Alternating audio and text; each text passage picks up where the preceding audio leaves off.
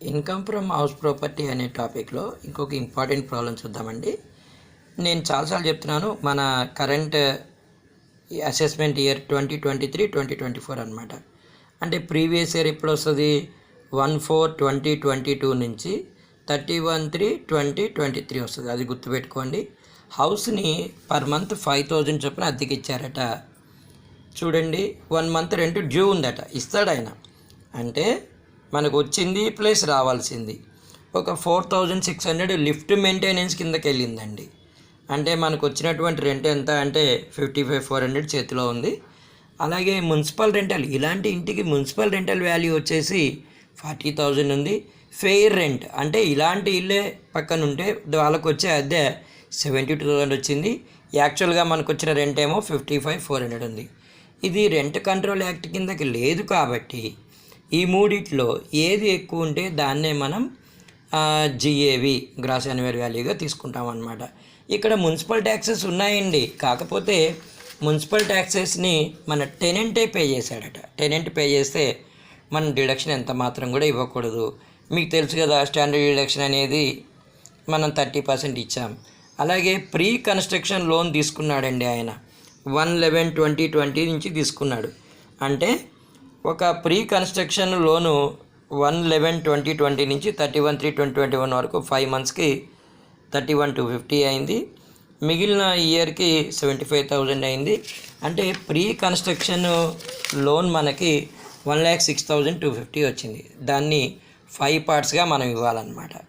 సరే, current assessment ఇయర్కి మాత్రం కంప్లీట్గా ఇచ్చేస్తాం మనం. ఇలా గుర్తుపెట్టుకోండి, ప్రీ కన్స్ట్రక్షన్ అనేది మనం ఇల్లు కట్టడానికంటే ముందు, అంటే మన అసెస్మెంట్ ఇయర్ కాకుండా ప్రీవియస్ ఇయర్ కంటే ముందు. ఇప్పుడు అసెస్మెంట్ ఇయర్ మనకి 23-24 అన్నామండి. అంటే మనకి ప్రీవియస్ ఇయర్ ఏదో వచ్చింది 22-23 వచ్చిందనమాట. దీనికి మాత్రం ఫుల్ ఇచ్చేసేయాలి. Post construction. Wish you all the best అమ్మా. బాగా చూసుకోండి. ఇది ఇంపార్టెంట్ ప్రాబ్లమ్స్ ఇవన్నీ కూడా 5 పార్ట్స్లో ఇవ్వాలని చెప్పాను కదండి. అంటే 21,250 ప్లస్ ఈ ఇయర్ది 75,000 పోస్ట్ కన్స్ట్రక్షన్. మున్సిపల్ ట్యాక్సెస్ అనేది as they are paid by the tenant, it's not allowed as a deduction అని చెప్పి మనం చూపిస్తున్నాం. ఇదండి ప్రాబ్లం. ఇక్కడ నేను చేసి చూపిస్తాను. చూడండి, అర్థం చేసుకోండి, చెయ్యండి. ప్రొఫార్మా ఈ విధంగానే ఉండాలి. స్టాండర్డ్ డిడక్షన్ అంటే సెక్షన్ 24 కూడా మనం అడుగుతారు ఎగ్జామ్లోని. సో ఈ లెక్కలో మనం నేర్చుకున్నది ఏంటంటే, జిఏవి రెంట్ కంట్రోల్ యాక్ట్ లేకపోతే కనుక్కోవడం అనేది చాలా ఈజీ అని చెప్పాను. ఒకటి యాక్చువల్ రెంటల్ వాల్యూ, యాక్చువల్గా మనకి ఎంత వచ్చిందో అది కనుక్కోవాలి. అది ఎలా అంటే rent received plus rent receivable minus any amenities provided అనమాట.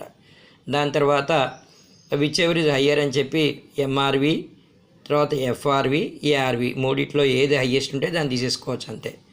అలాగే ప్రీ కన్స్ట్రక్షన్ లోన్ ఉంటే దాన్ని 5 ఇన్స్టాల్మెంట్స్లో ఇవ్వాలండి, గుర్తుపెట్టుకోండి. అలాగే పోస్ట్ కన్స్ట్రక్షన్ది మొత్తం, అంటే ఇల్లు నిర్మాణం కంటే ముందు, నిర్మాణం తర్వాత అన్నమాట. డేట్స్ అనేవి చూసుకోండి, చక్కగా చేయండి అమ్మా. ఇంపార్టెంట్ ప్రాబ్లమ్స్ ఇవన్నీ కూడా ఇన్కమ్ ఫ్రమ్ హౌస్ ప్రాపర్టీలో అన్నమాట. Wish you all the best అమ్మా.